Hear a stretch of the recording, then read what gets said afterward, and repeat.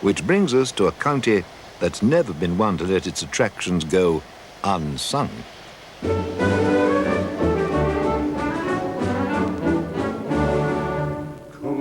O'er a green meadow and a lane, birds on the waving bough, beetling cliffs by the surging main, rich red loam for the plough. Devon's the fount of the bravest blood that braces England's breed. Her maidens fair as the apple bud, and her men are men indeed. Old England's counties by the sea from east to west are 7, but the gem of that fair galaxy is Devon, glorious Devon.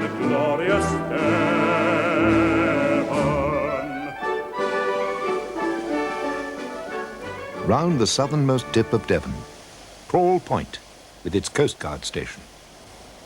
Notice how any shore facing west or southwest is scoured by the sea and there's no beach to speak of. Start Point, with its lighthouse. But round the coast, where the shore's more easterly, the ocean currents deposit sand and shingle. Look at Slapton Lee. The deposit's completely blocked off an inlet in the coast to form a freshwater lake. Down Devon way, you've heard them speak of heaven. But if you see the Dart, you'll know it's prettier far in Devon. Down Brixham way, where the brown sails flap when the boats bring in their catches. Such silver shoals on a sunlit morn, no place in heaven matches, no place in heaven. And in the same modest vein, he'd probably claim that the hymn written at Brixham was the most famous on earth.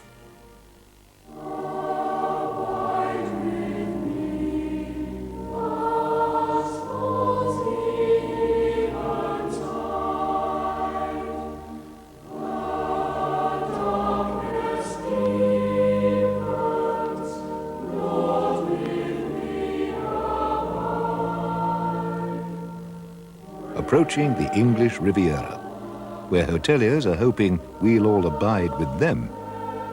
People are getting tired with Heathrow and abroad, and they're starting to rediscover the coasts of Britain. But there is no point in just calling Torquay the English Riviera. You've got to give the customer what they'd expect to find there. So our hotels have built new swimming pools, the town's built a new leisure centre, new marina, new shopping centre, and this resort has really taken off again.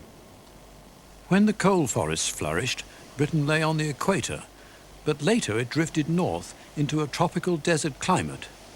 That's when the rocks we call the New Red Sandstone were laid down, fossilized sand dunes. Railway runs right along the coast here. It's the old Cornish Riviera line. Beautiful views. Under the red sandstone cliffs to Dawlish, where the sea's always fighting to get at the railway line. Succeeds sometimes too. Past Dawlish Warren and across the River Exe to the Georgian resort of Exmouth.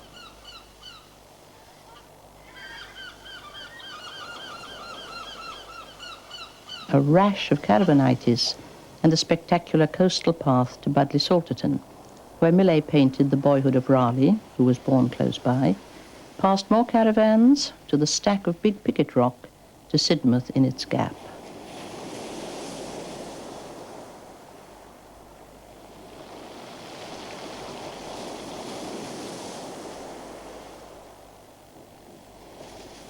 The River Sid, a brown moorland stream, disappears in shingle at one end of the seafront. Huge cliffs shave down almost sheer to the east. Dunscombe Cliff and Beer Head. And suddenly you come across the most unstable coast in England. No architect who valued his job would have designed it like this. Porous chalk and sand on top of waterproof clay. Centuries of rainfall seep out over the clay, and what happens? Christmas Eve, 1839. Coast Guard at Rosedon rushes to the window of his cliff-top cottage. There's a wondrous crack. 500 acres of good farming land, including the Coast Guard's cottage, slide majestically down onto the shore. A few more centuries, and the sea will have washed it all away to expose a new line of cliffs. Meanwhile, the Rosedon landslides completely overgrown by dense woodland. The Cobb at Lyme Regis, where they filmed the opening of the French Lieutenant's Woman. But the town had 1,200 years of written history before that. On past a still active landslide, and we're at Black Ven in Dorset. Golden Cap, highest point on the south coast, 630 feet. Gets its name from the sandy crest on top. Which proves it was once below the sea, a sea that flooded right across to the red sand dunes at Dawlish. But here comes a prime example of man's interference. Look what the harbour wall has done to the coastline.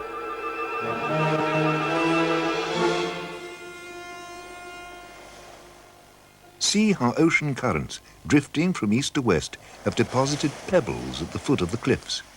The onslaught of storms has piled these pebbles in parallel ridges that stretch on and on.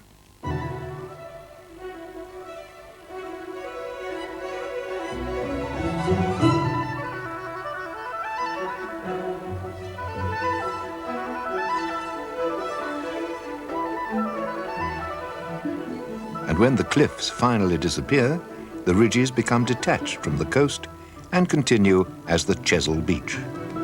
A unique bank of pebbles, 50 foot high in places, stretching 20 miles from Burton Bradstock to Portland Bill, all given back by the sea. As you come down to Portland Bill, the drifting currents get stronger, able to move heavier rocks. So the sea's graded the pebbles from pea size at one end to fist size at the other.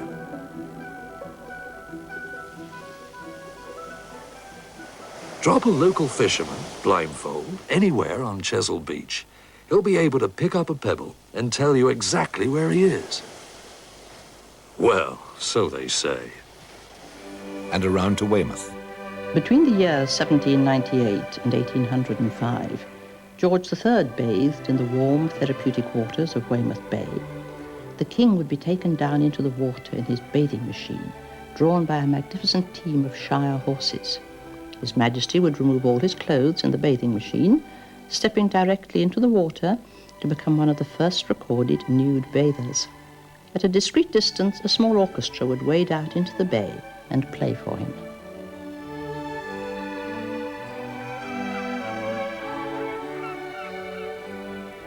Durdle Door, and a bit further on, the chalk cliff's been breached and the soft rock behind's been washed out to form Lulworth Cove.